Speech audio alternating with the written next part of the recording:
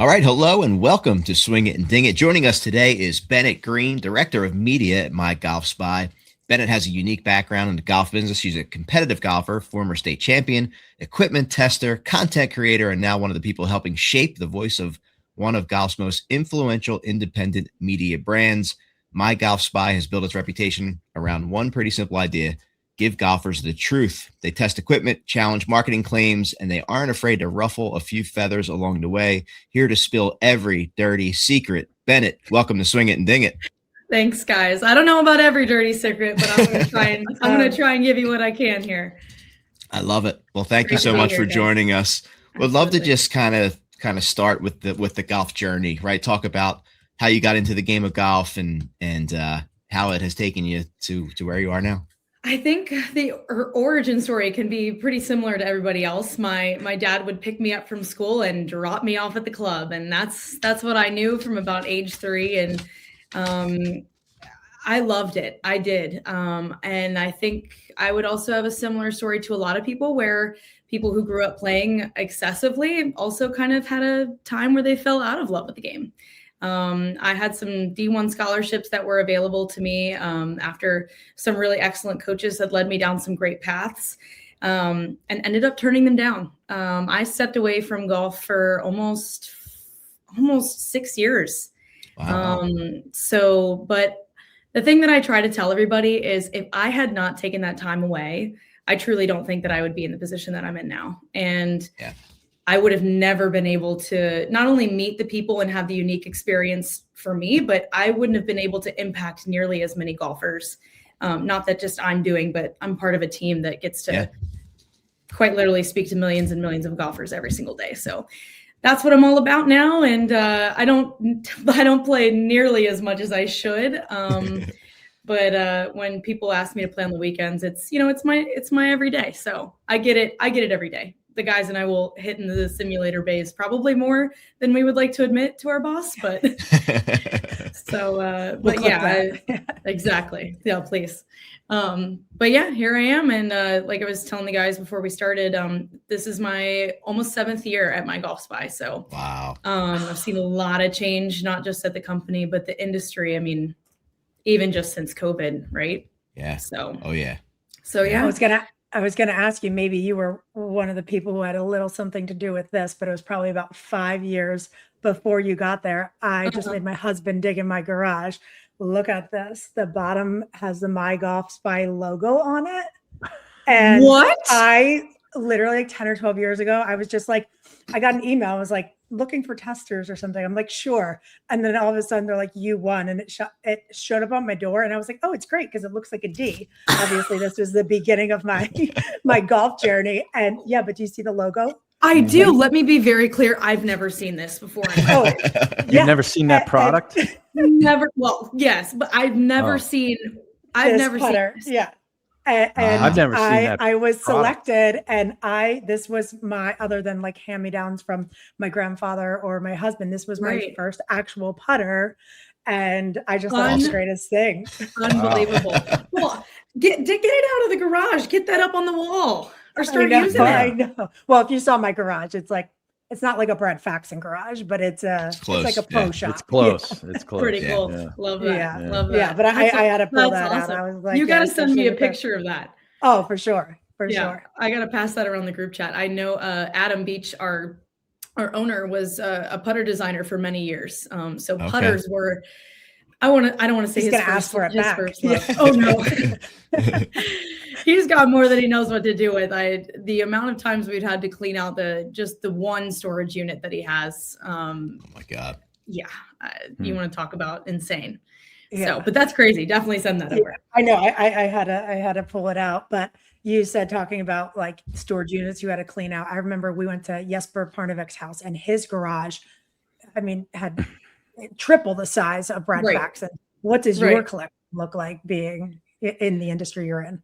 You know, I try to turn over pretty quickly. And honestly, it's tough being in the position I'm at. When I was competing, this is crazy saying this, right? But the guys know it. Like, I am not a tinkerer. Everyone thinks it, and I almost feel embarrassed.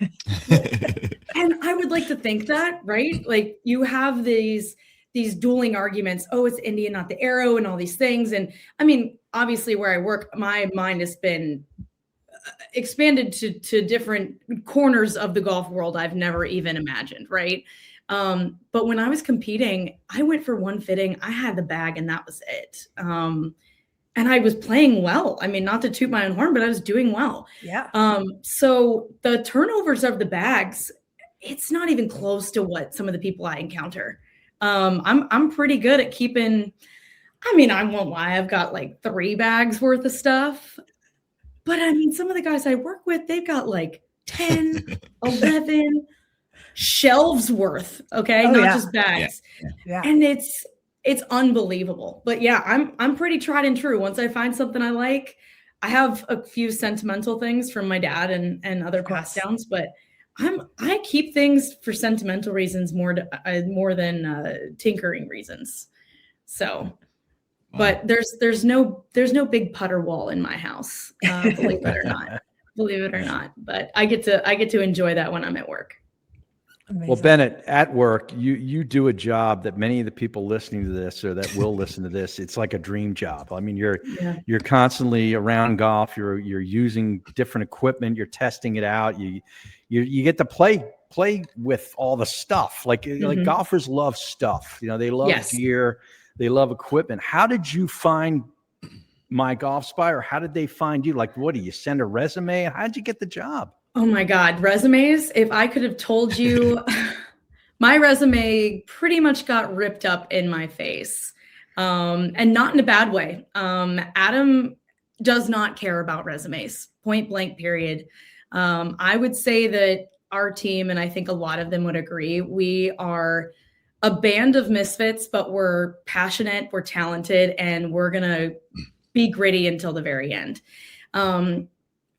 I had taken a leap after college. I was working for an events company, and during COVID, it got shut down, for obvious reasons. I moved down to kind of the Yorktown Triangle area, and I was starting to pick up the game again. I was starting to get comfortable with playing again on the weekends and enjoying golf for really what I wanted to have it be, the relationship, right, with the game.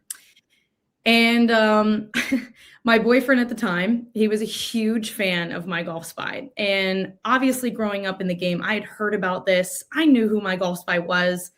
Nowhere near did I believe that they were going to be in a small town called Yorktown, Virginia. Wow.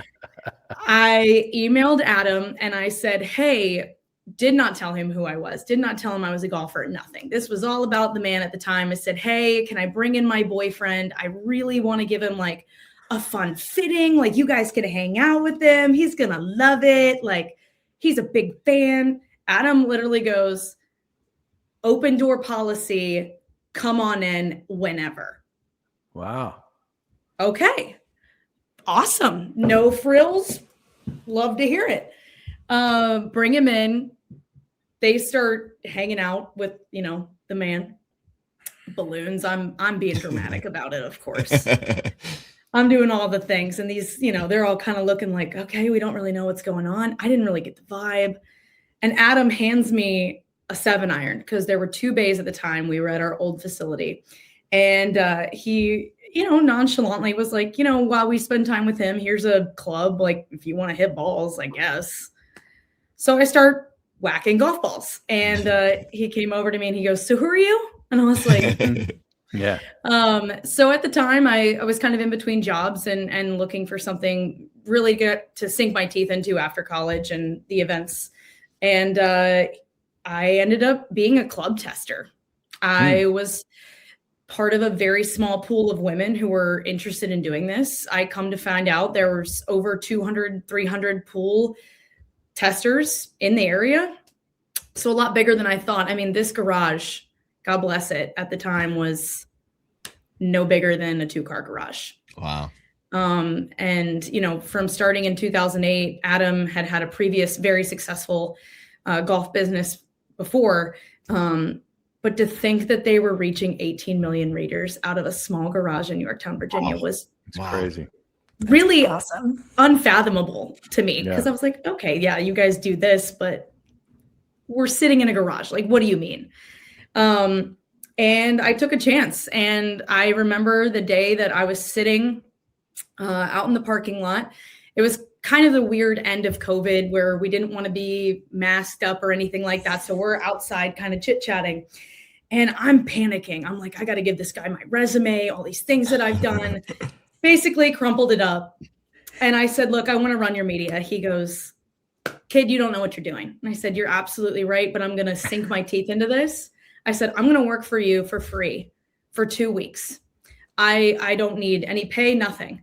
I was there for 10, 12, 13, 14 hours a day, just helping with testing. And Adam taught me from soup to nuts everything I knew about social media. And that's why at the very beginning, when I started my job, I learned to mouth off a little bit, as I'm sure a few people do remember. I've gotten a little bit more refined, let's hope, over the last 7 years. But yeah, Adam was a huge integral part, and the entire My Golf Spy team was a huge integral part of where I even got my start in media. And I wouldn't have it any other way. So That's yeah. awesome. Yeah. And story. I survived the 2 free weeks. Yeah. Yeah, it's beautiful. Well, someone who's, I've worked in media my whole life, and I think you have one of the best deliveries in media, in social media, in how you kind of come up with what you're doing and deliver it in a way that it has a little suspense to it. It has intrigue to it. Like the way that you lay it out is just, it's fascinating. So when you asked before, why did we ask you to have you on? That's why, because it's like, I think you're awesome at what you do. So we really appreciate you coming on.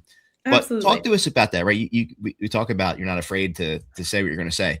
Mm-hmm. What's something that sticks out to you from a manufacturer level? Maybe someone that was a little angry, or do you ever feel kind of pressure from the manufacturers after being so big now that you can really sway, market share for these folks? Oh, absolutely. I mean, we call it the My Golf Spy effect, which has definitely been proven to be true time over time, selling out Costco multiple times for the original Kirkland ball, and having a particular manufacturer having to invest $50 million plus in their R&D to make right on a golf ball they knew they shouldn't have been making in the first place. Yep. Which was, we say this, the industry has most definitely improved, especially since Adam first started out so many years ago, even before he had the concept of what My Golf Spy was going to be. He knew something had to change. Will I say that there is still some contention? Of course. Will I say that we will ever change? No. That's a no-go. We will always stand on the mission of golfer first. And that does tend to rub some people the wrong way. But the thing about it is you have to understand, and this took me a while to wrap my brain around it. These people who work for the manufacturing companies in particular, this is their life's work. Someone says something about My Golf Spy to me, you better believe I'm going to go after them. Mm-hmm. If the first 2 sentences of an article don't tickle somebody's fancy about the driver that they have drooled over day and night and lost sleep over for the last 5-10 years, I would probably have the same reaction. Yeah. So I get it. People talk bad about Harry all the time, and I constantly defend them. It's nonstop. Fighting. It's a blood bond, It's a blood bond. No doubt. Adam and the rest of the crew, Adam and Tony, have seen lawsuits more than they've been able to count. I think that at one point they were starting to frame them. I can't. Yeah, that'd be a cool wall. Yeah. But it's through that they learned. There's an incredible amount of respect that is now flowing between what we do and what they do. And ultimately, our mission is golfer first. And we just truly believe that anybody in the golf industry, no matter if you're doing a podcast or you're making golf clubs or you're running a golf course, we think it should be the primary focus is the golfer. And I think over the years of us proving exactly what we're doing and how we're doing it and the methods that we're so dedicated to perfecting, I think now people are starting to understand from a manufacturer perspective, we're not working against them. We're trying to make them better, ultimately to serve the person who is consumer. Yeah. signing their paycheck to, The end user, for less awards. Yeah. So, Yeah. not as many lawsuits now, for sure. Yeah. but we'll never change. That's for sure. Love it. Which is great and refreshing to hear that, it's a source that is golfer first. I know there's so many listeners that if this was live and they could call in, would have a billion questions for you, saying, what is the best club? What is the best ball glove? That's right. But just kind of take us through like your day to day, or just maybe even a general week on how much testing you do, how many products you get your hands on, some highlights. So we just wrapped up the 2026 testing season, and already we're thinking about 2027, of course. The cool part about it is we get to see those products months and months in advance. Obviously, with embargoes and things like that, I would love to tell you what's coming in January, but obviously we're still getting details. But those brown boxes start showing up in, I would say, early as November. Wow. And our FedEx, God bless our FedEx delivery guy. God bless our UPS man. You get him a Christmas card. Oh my Lord, have mercy. If we could throw a whole party for all the delivery people who are in there all day, every day. We actually thought about doing like a FedEx delivery series there for a little bit, because we got to know them so well. But day to day, it is, you walk in and now we have 4 bays. So what once was a small garage is now a little bit bigger. We have 4 bays that was built out by Indoor Golf Shop, and it is constant all day, every day. And if you think that any golf nut wants to hear something, it's going to be the strike of a golf ball all day. It's almost like a low hum, if you will. There's constant testing going on. So we'll overlap between irons, wedges. Drivers is our longest test. So that takes about a month. Objectively, the loudest test we do.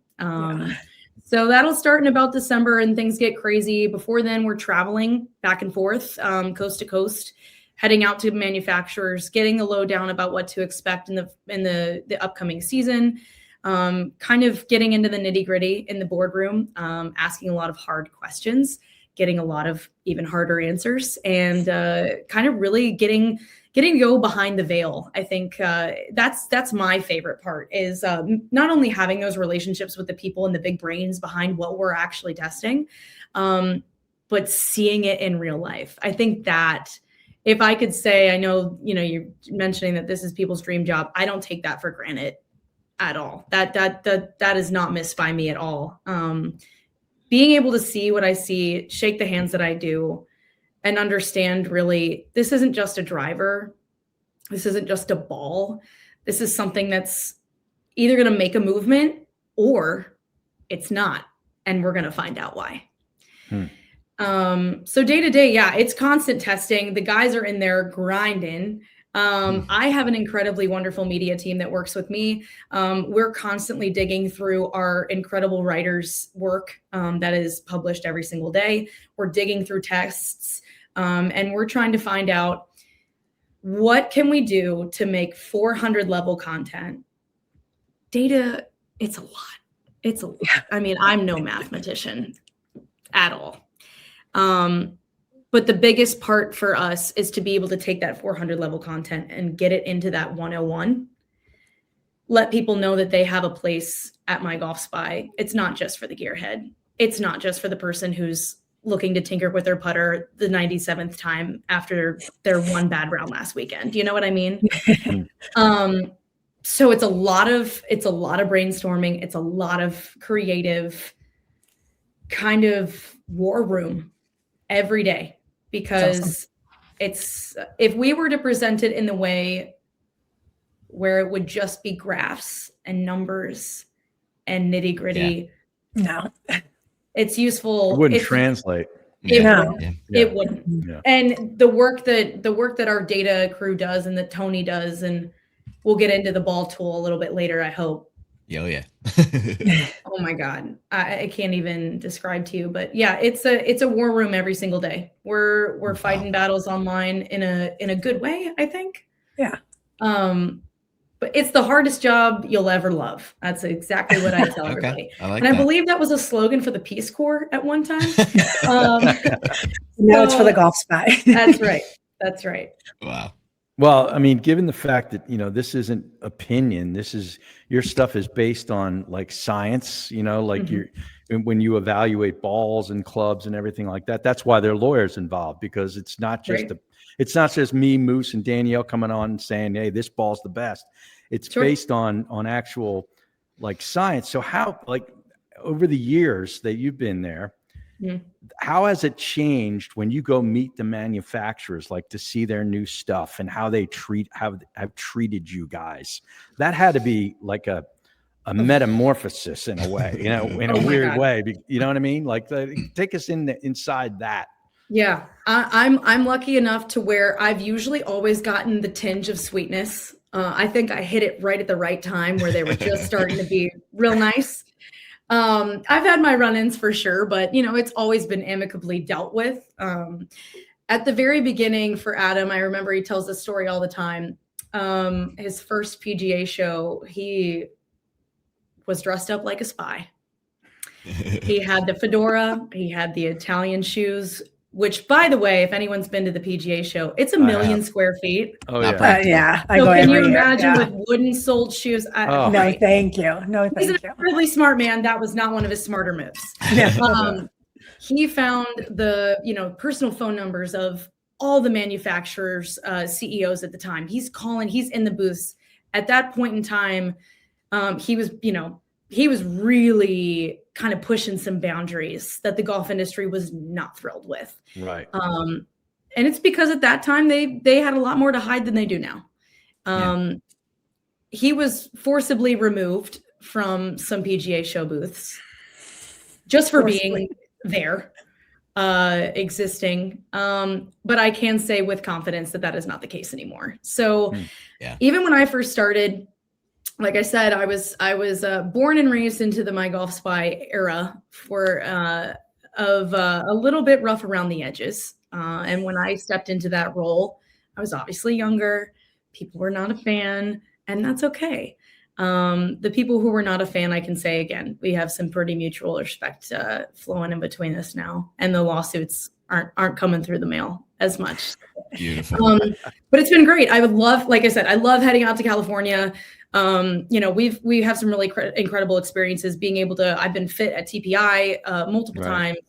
Those guys are, again, that does not, get past me that's once in a lifetime. Been able to work with some incredible people at TaylorMade, from the PR side and also the R&D side, Callaway, you name it.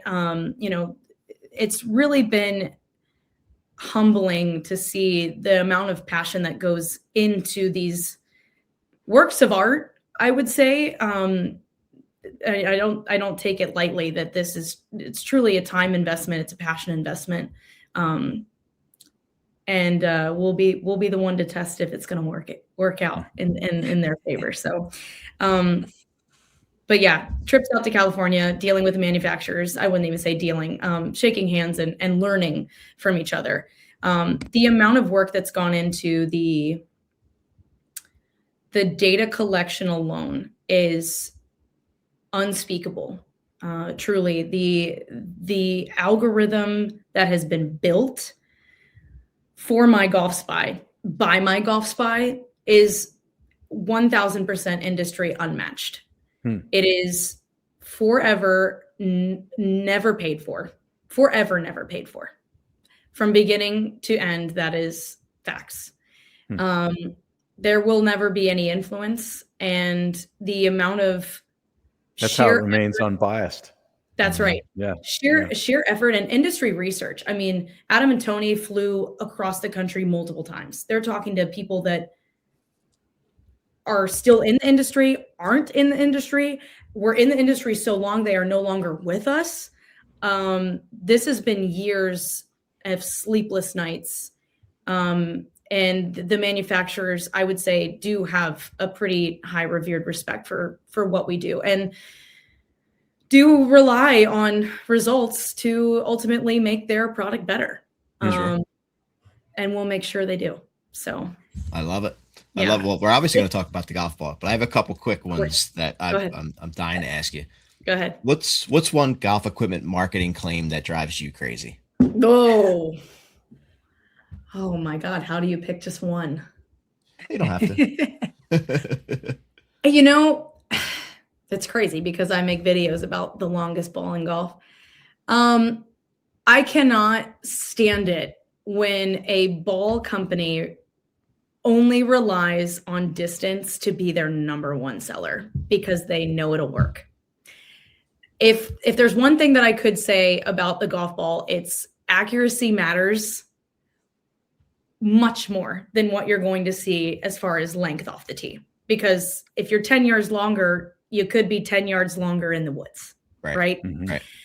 So I think, you see balls like the piss missile, which, I mean, I would actually like to know, are your listeners, is anyone here playing that? I would love to know. That was actually my nickname in college, but yeah, Oh. I don't play that anymore. That was for other Right. reasons, though. You see these balls. I mean, a lot of them are non-conforming, right? Right. Yeah. And ultimately I truly, it drives me nuts because I'm like, guys, you could be spending that money. You don't have to spend 50, 60, who remembers LA Golf at $75 a dozen? But their promise was the longest ball. Yeah. I don't need you to play the longest ball. I need you to play the one that is fit for your swing, and the one that is going to keep you in the fairway, and the one that's going to pinch around the greens when you need it to. Yeah. Yeah. Dispersion and spin. That's right. Yeah. So longest ball, I think, takes the cake. that drives me nuts. All right. So are you staying loyal to your Pro V1 X left Yes. dash, or is there Yes. a sleeper ball we don't know about? Oh man. I was out at TPI and I got fit for that particular ball. So I know that it works. However, if I'm out skirting around Dick's Sporting Goods and I need to pick some up for a round, you better believe it, I'm in the Max Fly. Yeah, I was going to say Yeah. Max Fly. I was wondering if that was like one of the most surprising over the past couple of years. Oh, absolutely. Would you say that Max Fly was one of the most surprising stories in the golf equipment world? 100%. Max Fly. Yeah, the rebrand of it, really. Oh, yeah. Oh my God. Ben Griffin. In the 90s, that was a big time ball. Huge. Yeah. Huge. The rebrand was, I don't really think any of us expected it, to be honest. It is without a doubt. I will say, don't pull up the data on me because, obviously we just finished our other testing. But I think I can pretty much say unequivocally, it's the best ball for your cash. The Max Fly Tour lineup, from a quality standpoint, year to year from the rebrand, we've seen nothing but success from this golf ball. Wow. And at the price, I mean, come on. Yeah. So if what are I'm they, like 35 bucks a dozen? bucks. Yeah. 35, 40 bucks. Yeah. And for being a tour quality ball, I mean, when Ben Griffin picked it up, Yeah. I wanted more people to care about it. I wanted more people to care. Mortgage bankers alone should all play it if they play golf. Exactly. Right. Insurance brokers. We kept saying underrated for so long, and I don't think we can say that anymore. I'm hoping we can't say that anymore. But yeah, if I'm not playing, the prescription Titleist left dash, then I'm in a Max Fly Tour X for sure. Yeah. And didn't Ben Griffin, wasn't he just playing like a box that you could pick up out of Dick's? I think he came out originally and was like, yeah, there's no pro level ball. There's no whatever. He's like, I'm just, he was playing some 1-to-1s, which you don't see that. I mean, and we do get that question all the time. Everyone's like, oh, well, is my Pro V1 the same? Right. No, sometimes, most of the time, no. But yeah, I mean, we were stoked when Ben picked up that ball. And then when he won with the ball, we were like, please, can everyone get on the bandwagon now? Yeah. Saying this. Yeah, exactly. Yeah. Very cool. Well, let's stick with the ball, right? That was the biggest story recently. And it was wild just to see how different, a box of golf balls could be from a dispersion level. I think it was eye-opening to so many people, like, what the heck is going on? So we appreciate what you guys do and how you dug in there, but just talk about the reaction you guys have gotten from this latest report. It's been great. Like I said, being here 7 years, at the very beginning, golf ball testing was really uncomfortable for a lot of people. They didn't want to believe it. It was almost like, well, if I'm not sitting there watching the weeks long worth of test, which we did put a live cam up a couple years ago, which proved to not be necessary. But it wasn't comfortable for a lot of people. People didn't understand. They were, of course we get the accusations of, oh, this brand, they're in your pocket. Sure. And right. all these rankings come from this and that. And so it's been overwhelmingly positive this year, which has been great. Awesome. Yeah, really because it means our messaging is working. It means that people are starting to understand that you should not rely on the marketing that's on the back of the box to say, you know what, this says that it's for 95 mile per hour swing speed. I think I need a soft golf ball because it feels better and I'm on my way. So I will say it's been overwhelmingly positive. Being in the media position, I have dealt with a lot of comment warriors, which I appreciate that passion, but I haven't been dealing with it as much in 2026, which has been great. Nice. So it's sticking. It's working. That's nice. That's good to hear. Yeah. But 20 yards difference from, I'm going to lean on the longest ball, even though I said that that's not really my thing, but 20 yards difference from longest to shortest at the same swing speed. Wow. That's remarkable. Right? It really is. Yeah. Yeah.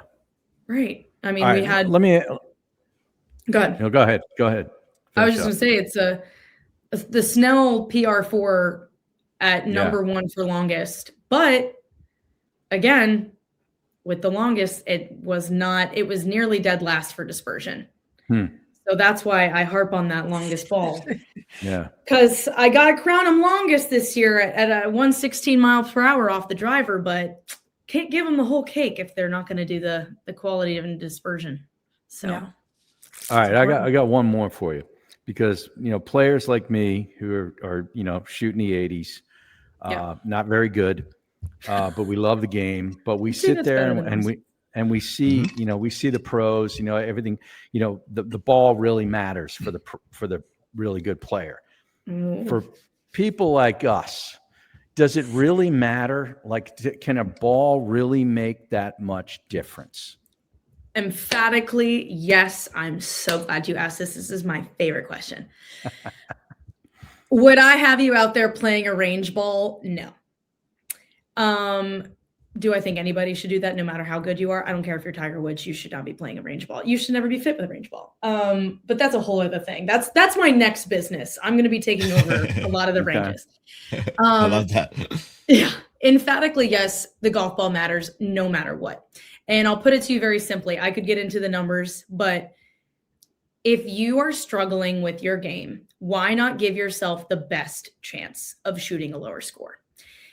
The best chance you can get of becoming a lifetime golfer, right, is hitting the fairway, then hitting your green in regulation. You get your first birdie, and you shoot and you break, 100, then you break 90, all these things. Why wouldn't you give yourself the best chance of doing that? If you're going to play, you better give yourself every weapon in the bag that you can at your price point in order to reach one of those goals as quickly as possible. So yes, I am a firm believer. Everyone at My Golf Spy is a firm believer.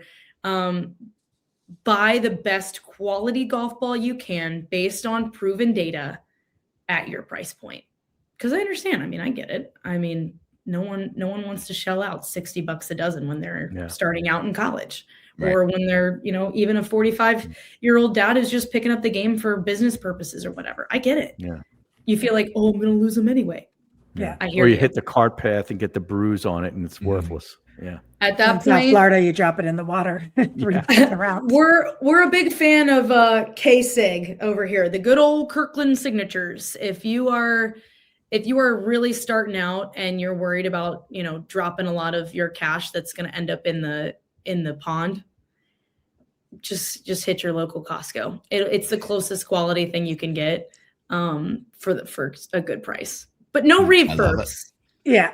Okay. None of that. What I was going to say, so where do you where's it fall in line? Obviously a range ball, the no, but if you hit one, far left you go and you find some, right there. What is that Ooh. golf ball? Because I feel like a lot of our listeners, they'll pick a couple up when they're offline. They spray. Oh, I do all the time. Yeah, I know it, and it's funny because I used to do the same thing, right? You're a little left. You walk out with 3 extra bucks. Sure. Well, It's a win. I had a wicked slice, so you better believe I was in the right side woods a lot growing up. But we kind of bounce back and forth between this because both Adam and I, we grew up and those are the balls we would stick in the bag, right? The ones you would find in the woods. So we get it. Yep. The thing about that though is when we started cutting open golf balls, we found that there were different reasons as to why they were flying left and right so dramatically. Do I know that the person who hit this ball has a really wicked slice? Is the core lopsided in this golf ball? Is it waterlogged? Is it waterlogged? How long has it been here? It's hard for me to say, don't pick up the golf balls you find in the woods and play with them because again, it doesn't go over my head that we've all done it. But again, it goes back to that. Just give yourself the best chance you can and play a ball out of the box. But honestly, if you want to pick them up, throw them in like a 5-gallon bucket. When you get home, use them for chipping practice and shag balls. Play fetch. Play fetch with your dog with them. Keep them for extras. But I would say probably not your best bet to tee them up. Yeah. All right. I will, this will be my last question. Danielle has one more after this, but if talking to our listeners, right, let's say they had, $500, $1,000 and they wanted to make a couple of improvements to their bag to give themselves a chance. They're like us, right? They're average golfers. Based on your experience, what you've tested, where would you kind of focus to make that improvement in the bag? The ball number one, which, ball fitting is incredibly difficult to find. That also does not get missed by us. Start with our ball test. Let's go with that. Let's go with that first. Golf Galaxy and PGA Tour Superstore, they do a pretty good job for some agnostic ball fitting situations. So I would start there. Definitely start with your ball. I would heavily focus on your irons. The reason I say that, and I'm sure a couple of people that I work with would argue with me, I would say your irons are definitely going to be what gets you out of trouble the most. If you hit your driver 13, 14 times around, you're going to be battling in that fairway or the woods, depending on where you're at in your skill level, more times than not. Make sure those weapons are what you can rely on. I would make sure that you get with a fitter that you trust. Get with an agnostic fitter if you can. Yeah. Make sure that they are exploring every brand. And that's the biggest thing I think I could tell anybody. When you're at a fitting for irons, driver, whatever, open up your eyes to DTC brands. Open up your eyes to brands that you might not even consider. We've seen it all the time. These guys come in there and they're like, no, I'm a Titleist guy. I'm a Titleist guy. Yeah. Tailor-made guy from putter to ball, everything.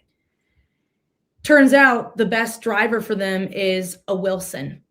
The best irons for them are Srixons, and maybe we'll let it slide and stick them in a Scotty Cameron putter. It wouldn't be likely, but I might let them have it.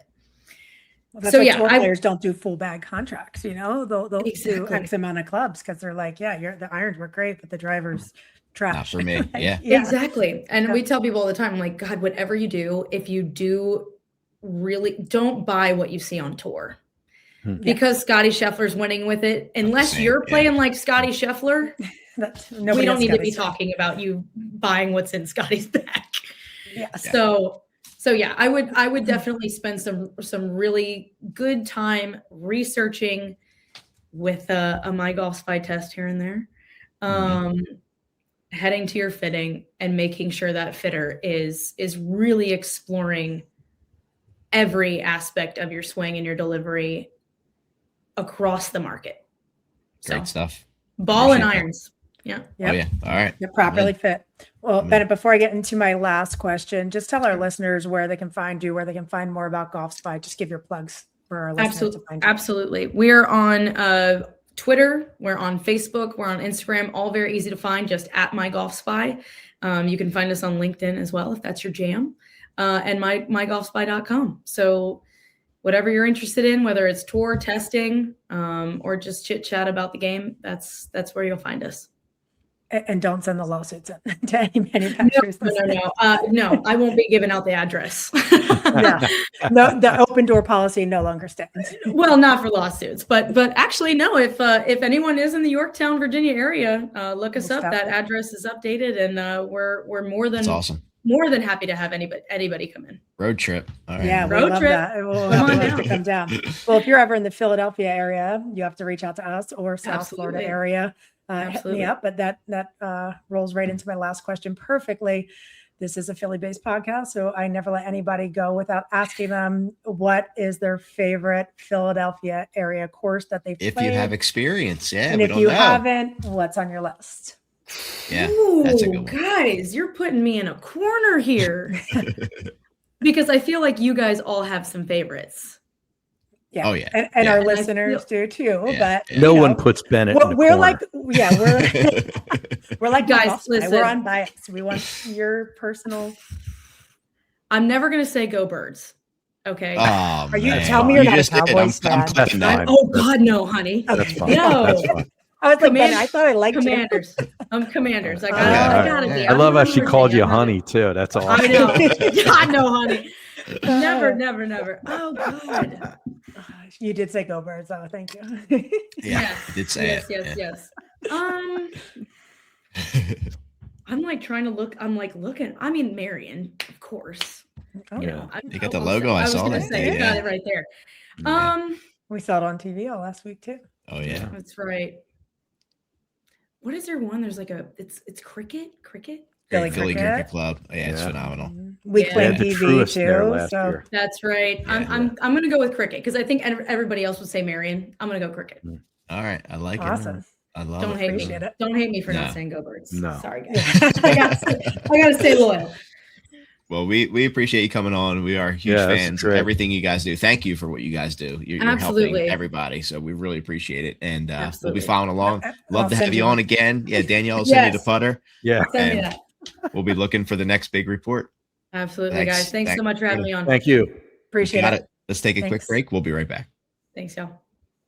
All right, welcome back to Swing It and Ding It. Great to have Bennet on. I mean, it's a juggernaut, man. My Golf Spy. I mean, I have like friends. Yeah. As soon as stuff's come out, they're texting me, they're sharing the stories. I mean, think about how much they just changed the industry. Literally.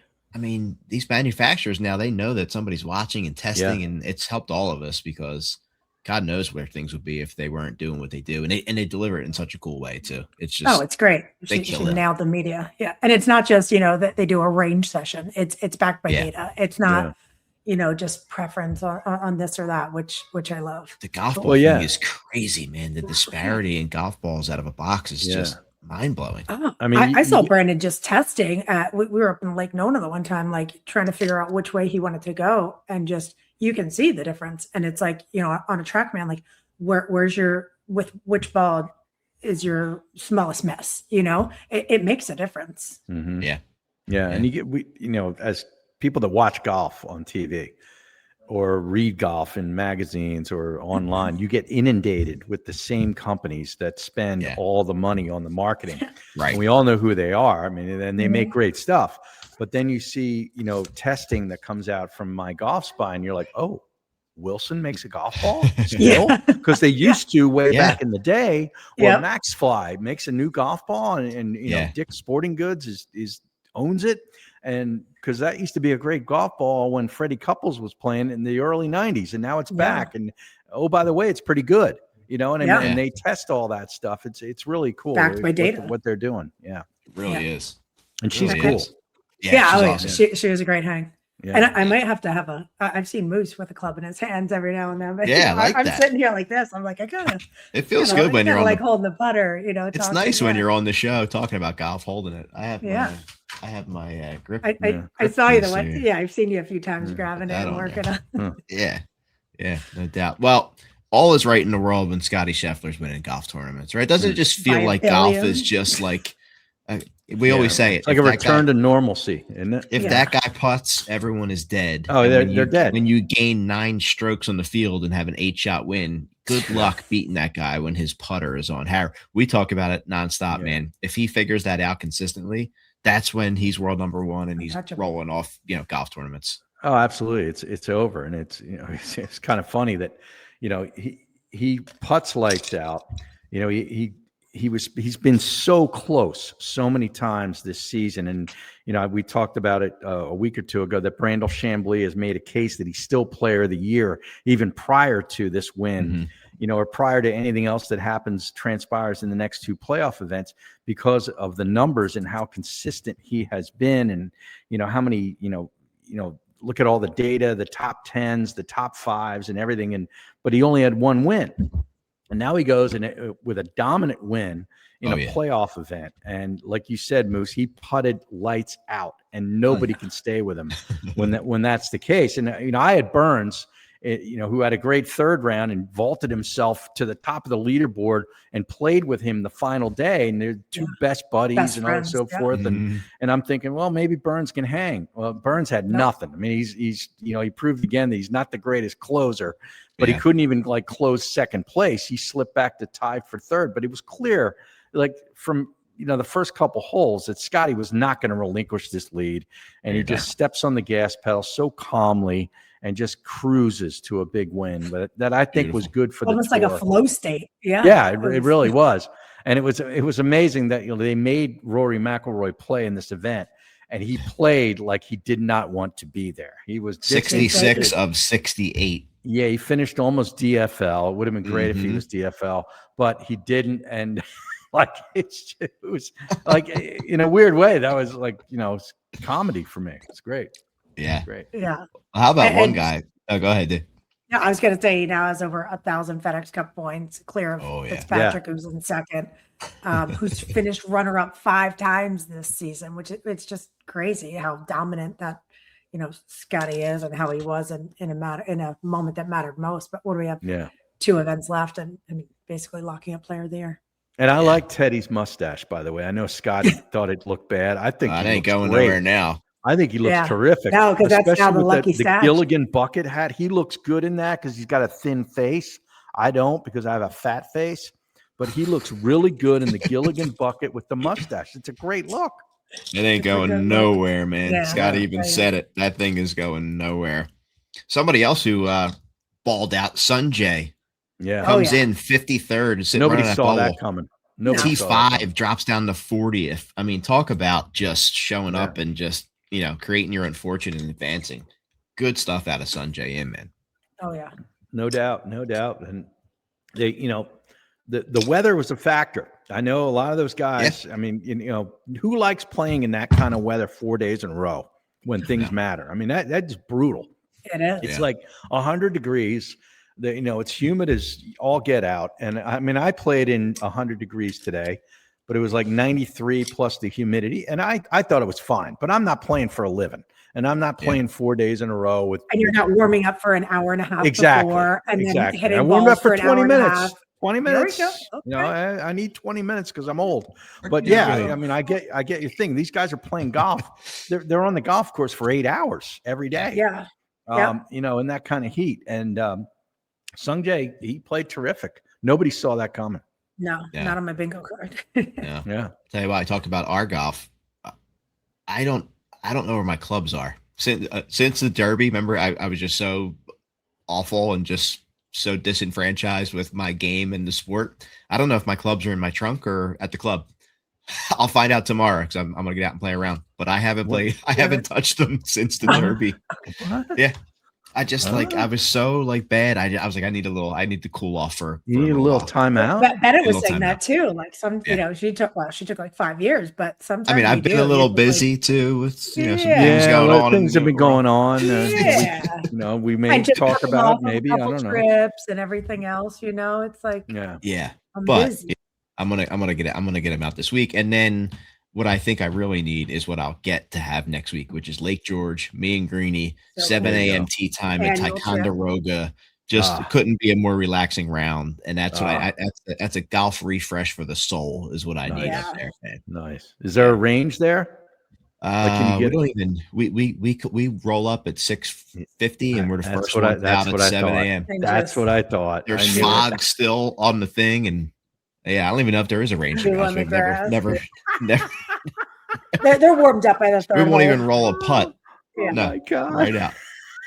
Our goal is to be back That's at the my kind house of golf. when the kids are just starting to eat breakfast. So, yeah, it's beautiful. So great. It is. Awesome. Harry, Sounds you've like had a some perfect trip. fun rounds with some interesting folks. It sounds Yeah, like. I'm back down You're in making Florida friends, Harry. for a Making couple. Yeah, well, friends. yeah, I make friends everywhere we Sure go. You know that.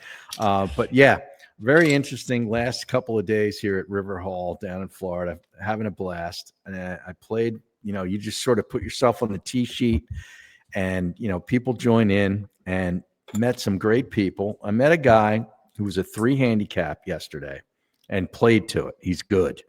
Guy from the Midwest, and he's dealing with colorectal cancer, and he had his shirt untucked on the first tee, and his wife, it's my wife, and he and his wife, and she was a good player too. My wife's a good player, and his wife just apologized right out of the get-go for him not having his shirt tucked in because he's got a colostomy bag, and I'm like, oh my goodness, like she's just offering that up right out of the chute. Yeah. So I mean, all bets are off. Like, we found out more about this crew in the first 3 holes than maybe I even wanted to know. But man, they were great. The guy was great. He played terrifically. Really? He's getting it reversed in a couple of weeks, so everything looks good. He's beating it. But that was yesterday, and today I get grouped with 2 guys. We didn't have a fourth. They had the women's league in the morning, so guys just sort of file in whenever they can, and it was just 3 of us. I get up to the first tee, and the 2 guys come in. They saw my name on the tee sheet, and they introduced themselves. Hey, Harry, I'm so and so, and and I'm very happy to meet him. The first guy, Tom, goes, "We don't talk a lot," and he looks at me like this, and I'm going, okay, I'm reading what he's writing right away. I go, I like this guy. Well, I drive the car. Right. He's like that. He's like, yeah, we don't talk a lot. And I'm like, so he's hoping I'm not a talker. Right, and I'm like, yeah, we're good, bro. All good. I do a lot of talking, but not on the golf course. We're fine. So I get in with the other guy jumps in with me, and they said, oh boy, you got Fred. And I'm like, Fred's an older guy, nice guy. He starts asking me some questions about myself, and we're all good. He hits his first shot. I drive him out to the fairway. He's in the fairway. He goes, left side. And I'm like, okay. So I drive the cart to the left side of the ball. He doesn't want to see the cart, I guess, in his purview while he's taking a swing. Yeah. So he's very particular. I like that. He's just telling you the way it is. True, I'm like, I love these guys, right? So he hits a shot. Everything's fine. I take my shot. He has a little comment about what I did. I'm like, oh, I love these guys. Drive him to the shot. He goes, left side. And I'm like, by the second shot, I had figured it out. And then he starts telling me stories. He's married for a 3rd time, and he was, had a little. The first 2 kept parking on the right side. Yeah, exactly. He had a tryst with a pole dancer, and very recently, and then she stole from him. She stole some of his golf equipment. And everything. Oh, it was unbelievable. The entertainment value alone. And I played amazing. Harry was a therapist. Yeah, it was awesome. It was great. Danielle, I saw some swings out of you recently. Yes, with the coach. Yep, back with Mike Malizia over at Admirals, and a lot of courses down here, like Turtle's closed right now. Old Palm was Yeah. closed. So it's tough. But got to get over with Mike, get a lesson in, and play a little bit of golf. So Harry, I told Wes, I didn't. Had I known that was the last time that clubhouse was going to be there, that we enjoyed so much, I would have maybe like spent a few more. I mean, we spent most of the night there, but I would have maybe genuflected on the way out or something. I didn't know if they were going to redo the whole clubhouse there. I didn't know either. Yeah. Yeah. Oh, I didn't know. They knocked it down. It's fully that place is under great. construction. It was like really total like 1950s, early 1960s. Oh God, what a vibe! Yeah. It was so cool. It is fun. So cool. It is glad we got to experience that, Moose. That was awesome. Well, it just means you need to come back for the new one then. Oh yeah. Well, that's an annual thing. There's no doubt about that. Yeah. Wes coming up for he is. Okay. He sure is. Yeah, he sure is. I got my tickets booked. I'm ready to go. I love it. All right, you ready to spill some tea? Oh yeah. All right, let's do it. I don't know if you got any live golf news or not in there, but I don't know. I mean, we send it in our golf text and everything, but I'm like, it literally is just so underwhelming. And even I think Harry responded to it when I sent. He's just like, and next. You know what I mean? It's just let's just give up the ruse that this thing is still viable. I mean, seriously, you know what I mean? It's like everyone knows you and your wife are getting a divorce, and you're just saying like, no, we're watching things. It's like, no, you're not. We're staying together for the kids. No, you're not. The kids hate you too. Yeah, just park on the left side and everything's fine. Left side. Well, this is a nice little easy parlay into kind of live. So our guy Ryan at Monday Q, he got booted off the range by Bryson today. Oh yeah. So, he's on site for the live event in Indianapolis, and Bryson and his team are working on a swing. You can see, from accounts that are online, that Bryson is visibly upset with the state of his swing and is working with his team and is frustrated. And I guess, pardon me, Ryan walked up, and I think there were a couple other media there too. And Bryson, quote, like, "Ooh, the mafia arrived. The mafia, you guys love talking beep," and like loud enough for everyone to hear. And then Ryan gets booted off the range, and he's like, "Well, add that to things that, like what I never seen coming. Like, what is happening in my life right now?" Yeah. But just going back to fact check myself. Bryson finds women all of a sudden, and now he's dating a girl, and all of a sudden he's throwing people off the range. He's going, and getting angry and everything else, and not, testosterone's flowing. But I did check X to make sure everything was good, and I had my info correct before we jumped on here. And I saw that Ryan tweeted about an hour or so ago that Bryson actually called him.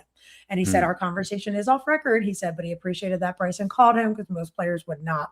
So maybe he said, I was just frustrated in that moment or whatever. Yeah. Apologize. Yeah. Well, that was good. We've seen him melt down on ranges before in tournaments past. I mean, that guy, he'd stay out until late night. They'd put lights up until he can get it right. And he gets really emotional when things don't go well.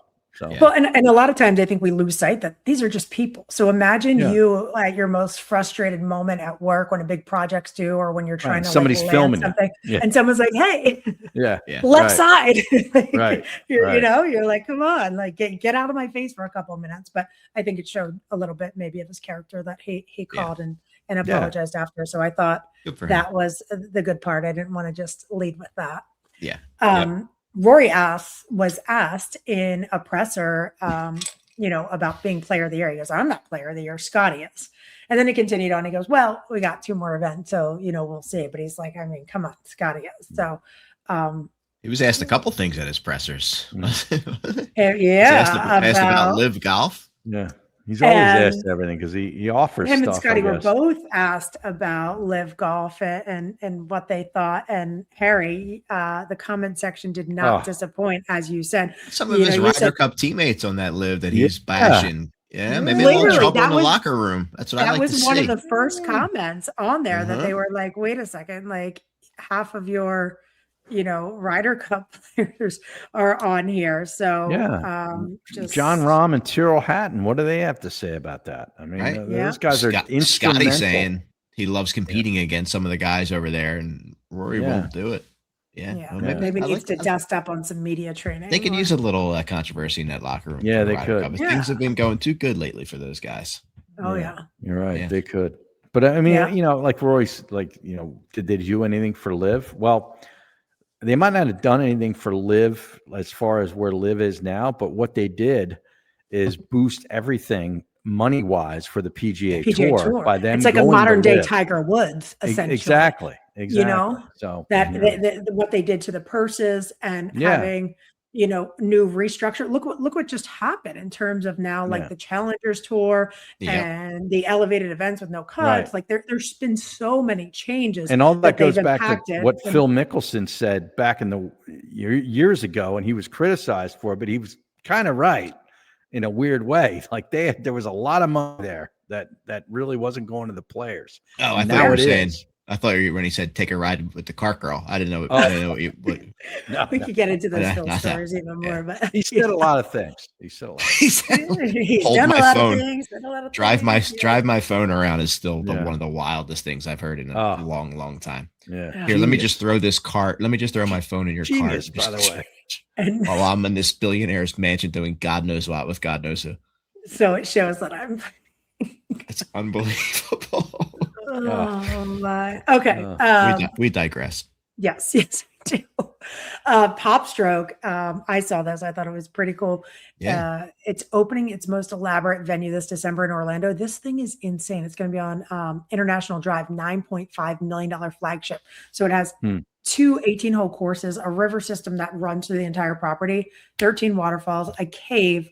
And in this cave, players will putt past 6 live sharks and stingrays. They're just buying sharks and stingrays, and now it's an aquarium, I guess, on top of putt golf. I mean, it's wild. Have either of you played a Pop Stroke yet? No. I saw one down here, and there's one in Fort Myers I drove past yesterday. It's a much smaller one, obviously. What's embarrassing is we have one by the airport, which is like 15, 20 minutes from here. I remember seeing the signs. Yeah. And there's also one north of us, I think maybe like Port St. Lucie, Stewart, something like that. And I haven't, I was at the airport the other day and I saw it and I was like, I really got to get out there. But we've been to the Top Golf or whatever the other version of that is, there by the airport. But they just added this on. I haven't been yet, but next time I'm up for Harry at the Tiger's thing. It's Tiger's business. Right. Yeah. So Harry, maybe next year for the PGA show, we can go. It'll be open. It opens December. PGA show's January. Okay. We'll add that to our list and see some live sharks and stingrays. Love that. While we're playing. Women's golf, CPKC Women's Open. So Brooke Henderson is looking to defend on home soil at Royal Mayfair Golf Club. So not too much women's golf getting attention right now with, the final events of men's golf, but figured we'd just bring it up to give them some love. Sure. Mm-hmm. Yeah. And we talked a little bit about Live, but I'm bored. Even trying to write it down. I'm like, Yeah. I'd rather talk about the Philly golf story from last week, Harry. The USM. I mean, I think it was. I'm so mad I didn't get out there again. Had a couple things going on last week, but I'm so pissed that I didn't get out there. I feel like I missed a major opportunity. Everyone I talked to, you included, said it was such a cool way to experience golf on that course. It really is, because you can. There's no ropes. You can kind of just walk out there on the fairways and, it's so cool. And Marion is just, it's hard to describe how special it is, because it's such a tight property, yet the routing of that golf course might be the greatest routing of all time that I've ever witnessed, because the way they utilize that small piece of land and they get every inch out of it. It's not even 7,000 yards, but it tests the best golfers beyond belief. I mean, the U.S. Open, it was +1 in 2013 to win that thing, and yet it's not even 7,000 yards. Now that tells you about the architecture. The architecture is just sublime. The conditions are incredible. And they just ran a top-notch event. I mean, the USGA did a terrific job. Philadelphia Country Club too. Yeah, was a big tip of the cap because that place was both terrific. Places showed off, terrific. And it was awesome. I mean, the number one top seeds fell off. You had guys from sort of down the board a little bit fighting for the championship. But man, it was a great drama. And a Florida State guy, right? It's another guy Jack, from Jack England. Jack Wally, right? Jack. Yeah, not an American. He's from England. Florida State. Yeah. Yeah. And I'm drawing a blank on his name right now, but one of the kids who made it into the quarterfinals, he's from Scranton, from NEPA area. Oh, really? Oh, yeah. That kid plays for Liberty. Yeah. Yeah. He's from up around Scranton. Yep. Yeah. Josh, right? No, Josh play for Liberty too? Josh played for Liberty. Yeah, won the medal. Okay. Yeah. But the other kid who stayed with Josh is from up around Scranton. That made it to he made it to the quarterfinals. And then got beat. Yeah. Liberty's got a nice Liberty's going to have program, a good team. Josh might come back for a 5th year to join that kid and Noah, who's coming in there as an incoming freshman, the guy who won the Mid-Am. They might have a monster team if he comes back. Stacked. Love that. Very cool. That. But how great is it though? Just being, not a lot of people get to be on the course, like you said, no ropes and just following someone and seeing. You're not just seeing a scorecard, like you're up that close course and too, man. Yeah, you're seeing like every putt. You're seeing like how they got that bogey, how they got that the birdie, rough like was and the match unbelievable. play, it's just that's one of my favorite styles of golf to watch live. Yeah, it was real golf. I mean, it was really incredible. I was really honored to be there. Talented. Yeah. And just play fearless too. It's just wild. Great stuff for Philadelphia. I'll tell you that much. Yeah. And now we move back to leg 2, if you will, the BMW. This is a great, I'm looking at the Bet Parks board.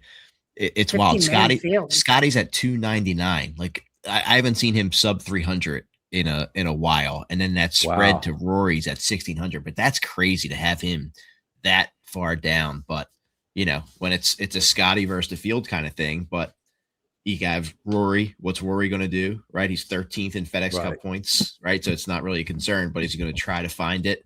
Cam Young, right. Mm-hmm. 3rd in FedEx Cup standings. You put him at the top of the board. Then you hasn't been playing well the last couple of weeks though. He's kind of will he bounce back? Stumbling around. Yeah. You got 30 advance. You got 20 are going home. So a lot of people in the bubble. You got Ricky. You got Gary Woodland 31. You got JT, Kitayama. Some of these guys are they got to do something right there. Yeah, no doubt. I think Woodland could have a good week. I was considering him for one and done because he's 31. He needs a big week, but I shied away from it. But I'm going to take him in a top 10 at plus 375. I like him in a top 10 a lot, Harry. Yeah. I like that play a lot. I mean, this golf course is boring. There's nothing memorable about Bell Reef. Shouldn't be the second to the last. They've had majors there. They've had USGA events there. I mean, Koepka beat Tiger there. I was going to say that's Gary the Player. Thing that's, Gary Player won his Grand Slam there. There's been memorable happenings there, but there's nothing memorable about the golf course from an architecture standpoint or even watching it. Every hole kind of looks the same. Sort of tree lines, soft dog legs, and it's kind of boring. Underwhelming. Big traps. There's some water, but there's nothing really that is interesting. I mean, Gary Player won the 65 Open there a few weeks before I was born and completed the Grand Slam. 92. I watched Nick Price on TV win the PGA there. I love Nick Price. 18. Brooks won the PGA, beat Tiger there. They've had an 08 BMW. I think it was, I forget, it was Camilo Villegas. Yes, Camilo won that. They had the 04 Senior Open with Jacobson won. They had the 13 Senior PGA. They're going to have a President's Cup there, but this place is blah. There's nothing about this place that's dazzling. But it's playing like 7,400. Yeah, it's not even super long. It's long, 70. But it's not. Yeah, par 70. Robert Trent Jones designed it back in 1960, but it's nothing. Yeah, and the courses. But this is the first year that it's straight stroke play, like no starting strokes format, right? So this is. Yeah, well, that'll be next week in Atlanta, where they used to. They're not. But every shot for this week really counts. matters because next week it's not like Scotty's getting an X amount of He's strokes. not getting start. he's not minus 10. Year. Yeah, I like Bud Cauley as a long shot at 8,000. Yeah, I like that too. On the old Bet Parks board. I mean, Woodland's almost 8,000. He's like 7,800 or something up there. Really? How about it's funny? Guess who is the lowest? The last place on the board. A guy that like Sepp Straka, right? Yeah, guy who he's won had a multiple horrible times. season. Just like he's still in there, right? Because he's played so well. He's still up there. But to see him as the dead last on a betting board, it's just like, whoa, it's crazy. That is wild. Yeah. But yeah, it's I took JT over board. Morikawa. Morikawa stinks right now. I took him minus 120 over Morikawa. Adam Scott, I took in the top 20. And I told you about Woodland. And I'm taking Victor in my one and done. Yeah, I was hoping I had Hideki left, but I used him because I like Hideki here. But I actually took Victor as well. I love Hideki, period. Like, did you happen to see last week? They're showing him because he does all the one-handed thing, and everybody thinks the shot stinks, and it ends up being great. He knows he is a fox. He knows he can speak some English to do an interview, but he doesn't. Right? Yeah. He's totally vicious, and he sees the camera on him, and he's looking at him, and he makes this little coy smile. He is having fun. I love that guy. He's one of my favorite guys on tour, to be honest with you. I wish I had that. See, I have a good friend, Malin, and she's Swedish. And a lot of times, like if we go out and people are trying to talk to us, sometimes she'll just be like, language barrier. And I'm like, she speaks perfect English, but it's the great way to just dismiss the dude. So I'm like, I need to develop some type of accent so I can be like language barrier. Yeah. I'm no like, speak it English. Yeah. My interpreter. Hideki's the greatest. Oh yeah. Oh, he's hilarious. Yeah. Well, I know we didn't really talk too much about our top dog of the week, but I'm just going to throw it out there, maybe for all of us. But it's the folks at My Golf Spy. For me, they're the top dogs. You think about you think about Top Dog, how they fight the insurance companies for you, how My Golf Spy is fighting these manufacturers for the people. Right, for us, for the people, man, like just to get things done. So kudos to My Golf Spy. It was fun to talk to Bennet because I've been such a big fan of that organization for so long and seeing what they do. So that was really cool. Yeah. Really cool. Yeah, hearing their backstory, how much data, analytics, testing go into it. We didn't even get into the robots. I wanted to get into the robots. Yeah, we need to have into somebody else. Yeah. I could have talked to her for hours. Yeah, that was awesome. Oh yeah. Well, I think My Golf Spy is definitely, number 1A, but if we go with number 1B, it's the obvious. It's Scotty Scheffler, the way he was rolling the rock, the way he was just, like I said, in that flow state. It's how do you pick somebody else when it comes to a player this past week? You can't. And Scotty Scheffler, my top dog. Woof woof. Yeah. Well, I guess I'm gonna go with Andy, the guy I played with yesterday, he's gonna get the reversal in a couple of weeks. Yeah, I mean, and this guy has dealt with Andy, not Jack. Colorectal cancer, and the guy's a 3. Still out there playing to it, freaking golf, and he's a stud, man. So I'm going with him. Rooting for him. Yeah, I love it. I love it. Well, thanks again to Bennet. Next week, I will be up at Lake George, but we do have a very special guest lined up. I'm hoping it might work out to do more of like a morning round on morning show. I'll talk to you guys because this gentleman is in England, and if you've been following Baba Does Golf, he is phenomenal. He's hilarious. His rant about being a 20 handicap has just taken over the internet, and he is so excited to come on and talk to us. And I'm thrilled to have him on. So we're going to probably line him up. So stay tuned for that. We'll be back next week. Very good. Thanks, guys. Be back next week to bring that to you.